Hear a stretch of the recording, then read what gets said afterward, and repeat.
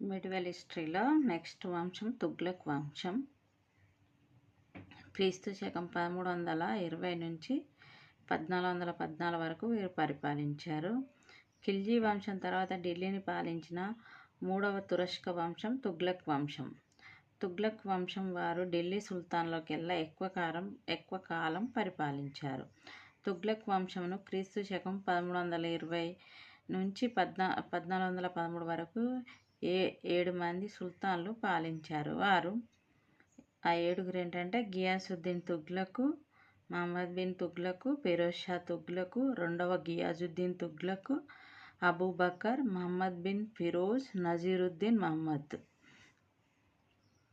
First 3 మెంబర్స్ను Ghiyasuddin, Muhammad and Firoz Shah. Next మళ్ళీ 4th one వచ్చేసి రెండవ గియాసుద్దీన్ తుగ్లక్, నెక్స్ట్ అబూబకర్, మహమ్మద్ బిన్ ఫిరోజ్, నసీరుద్దీన్ మహమ్మద్.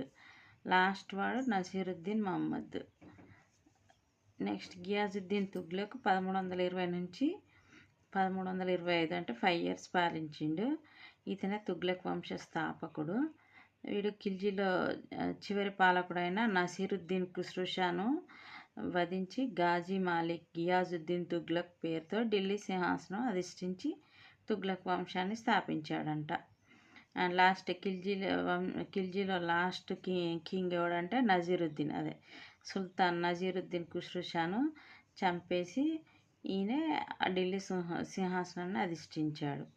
ఇతను తురుష్కులలో కరోనా టర్కుల తెగకు చెందినవాడు. ఇతని అసలు పేరు గాజీ మాలిక్. ఇతని తల్లి ఒక జాట్ జాతి మహిళ, అంటే మన హిందూ అన్నమాట.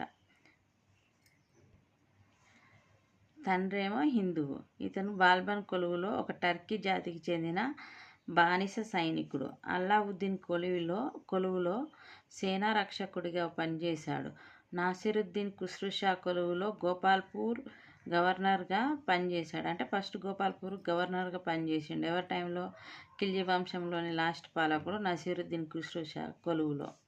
నెక్స్ట్ 29 సార్లు మంగోల్తో పోరాడి తరిమిన ఇతడు మాలిక్ ఈ గాజీ అని కీర్తి పొందాడు. గాజీ బిరుదును స్వీకరించిన మొదటి ఢిల్లీ సుల్తాన్ గియాసుద్దీన్ తుగ్లక్. గాజీ అనగా పవిత్ర యోధుడు అని అర్థం.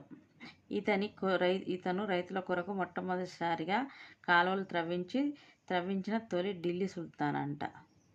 ఇతను వ్యవసాయం కోసం అందించిన సహకార రుణాలు తక్కావి రుణాలు. నెక్స్ట్ ఇతను భూమి శిస్తు 1/2 నుండి 1/3కు తగ్గించాడు. ఇతను అధికారంలో